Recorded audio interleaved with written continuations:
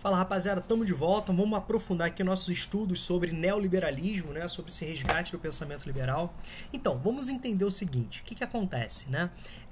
O liberalismo entra em crise, né, em crise muito aguda, no contexto da crise 29, a gente pode perceber que o sucesso, digamos assim, né, relativo do modelo interventor do New Deal, aquela necessidade de reconstrução do mundo pós-Segunda Guerra Mundial, a gente pode perceber que nós temos um avanço muito forte, né, da vertente keynesiana, da vertente intervencionista dentro dessa roupagem de uma doutrina política e econômica para administrar o capitalismo, tá bom?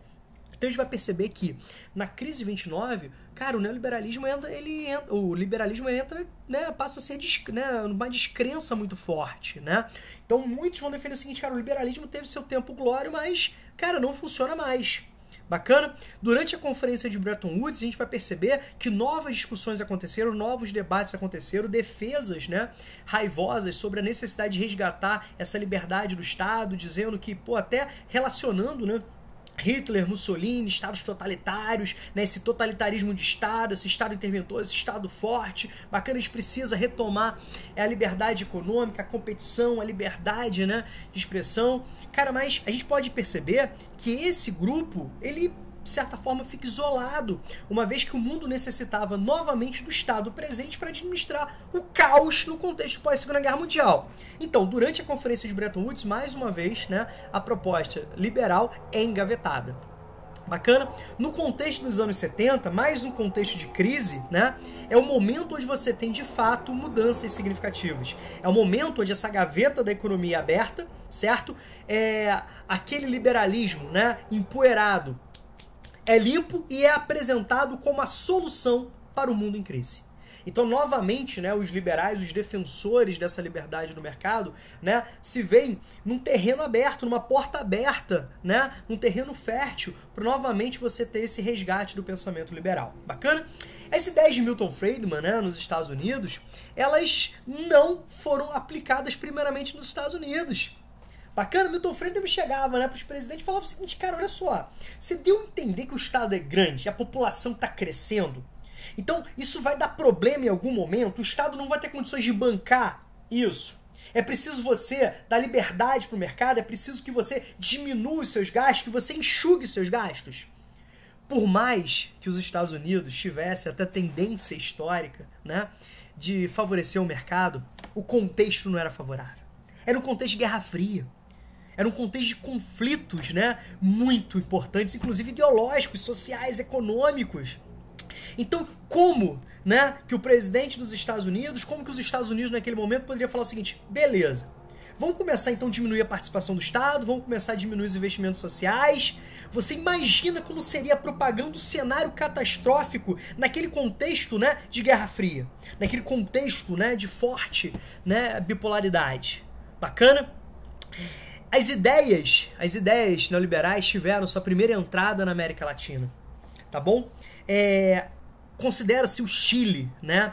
O Chile do golpe de Pinochet, o Chile da ditadura de Pinochet, como a incubadora, como, digamos assim, o terreno de testes, né, dessa nova proposta dos economistas neoclássicos, tá bom? Vamos entender um pouquinho aqui, vamos falar um pouquinho de história.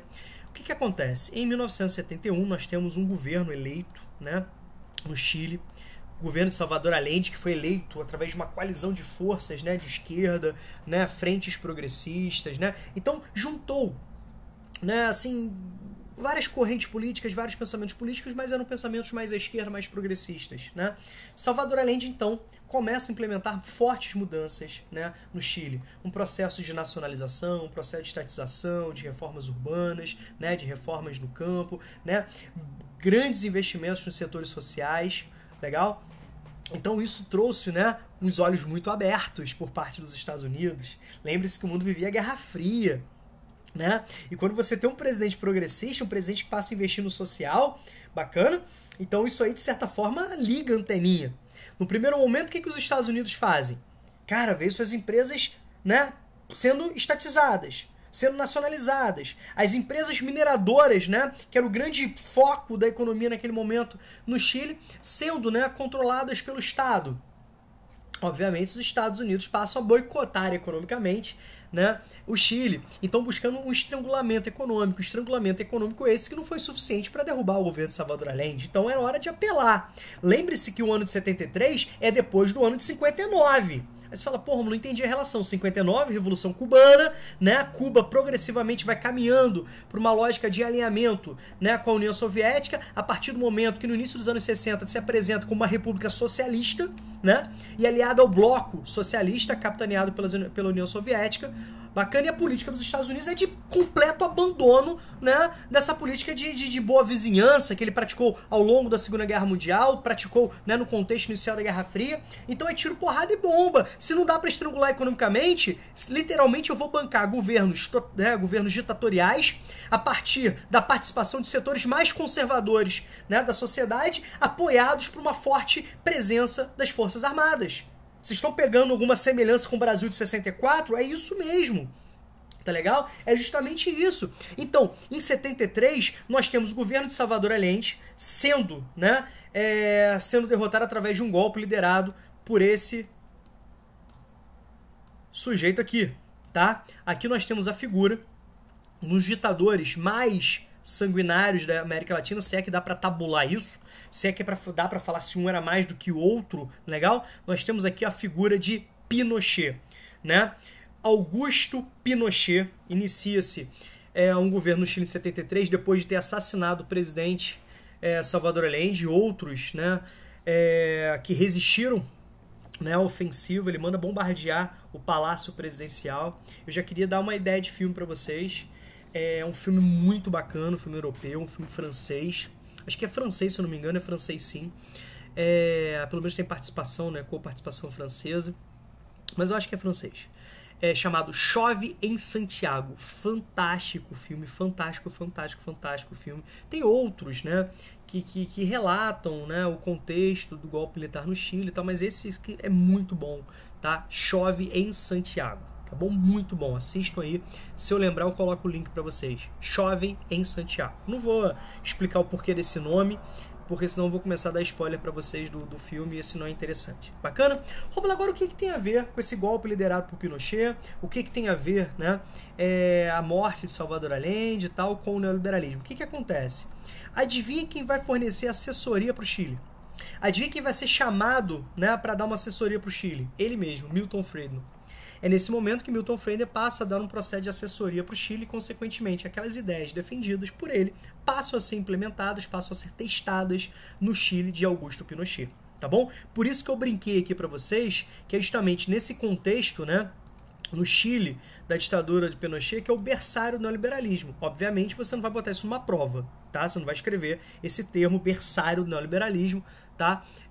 Numa prova discursiva, obviamente, tá bom? Isso é só para você lembrar, para você ter ideia, né, do processo de germinação das ideias que vão, né, assim, dar origem, né, à doutrina neoliberal. Ou seja, né, o momento onde as teorias, os preceitos saem dos livros, saem dos manuais, saem, né, dos discursos e são aplicados na prática, tá? Bacana. Outro ponto que eu queria destacar para vocês aqui, rapidamente, é o momento da consolidação do neoliberalismo. Isso foi quando as duas principais potências econômicas do momento, daquele contexto capitalista, né, a gente está falando aí de Estados Unidos e a Inglaterra, aqui nós temos, vou abrir aqui para vocês, ó, a figura dos líderes, dos chefes, né, políticos federais nos Estados Unidos. Aqui nós temos a figura da Margaret Thatcher, né? Isso ficou horrível, a cara de verde, parece, sei lá, o Hulk.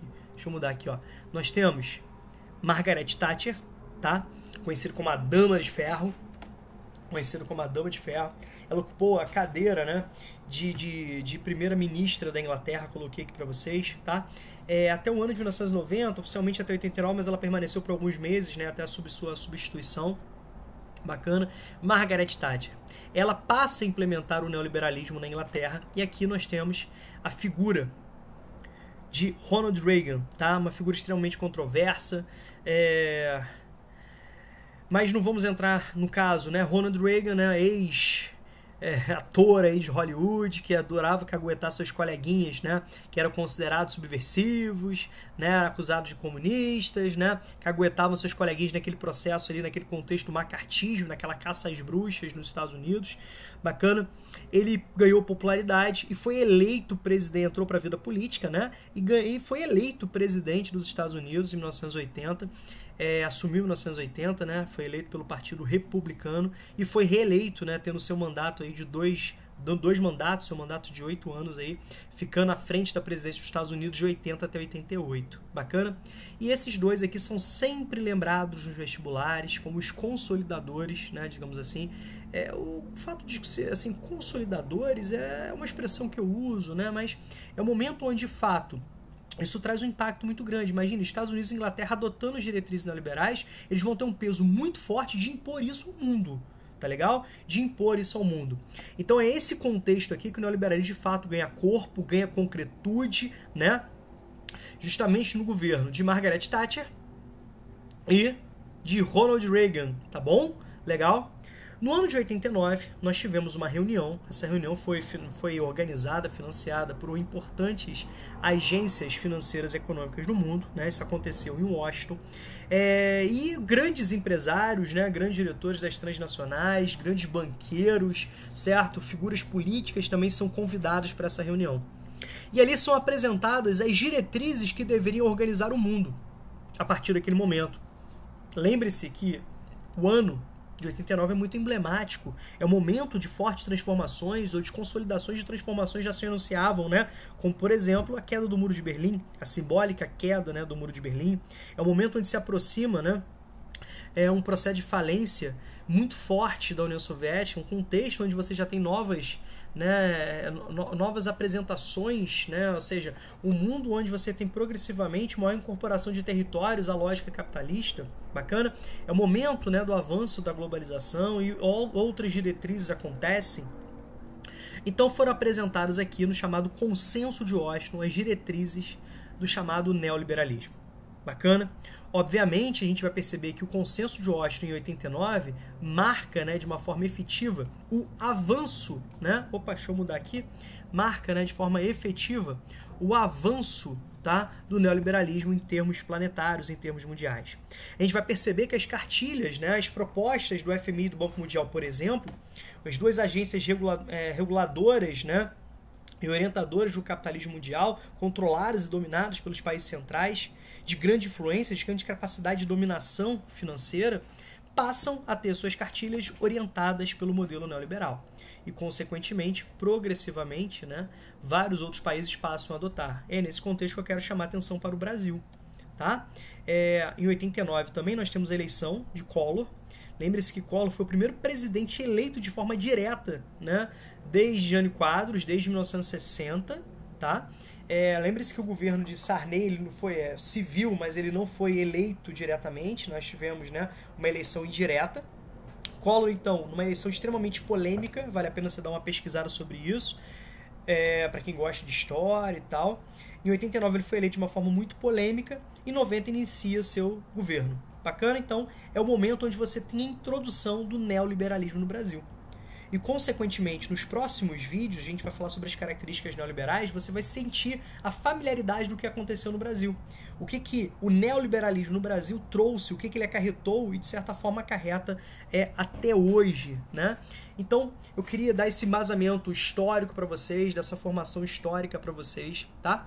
Sobre a implementação do modelo neoliberal. No próximo vídeo a gente vai falar de uma parte extremamente importante, que são justamente as características, né? A gente precisa fechar isso, coroar esse entendimento histórico aí com as características neoliberais, tá bom? Aqui, por hora, é isso, daqui a pouco a gente volta. Grande abraço.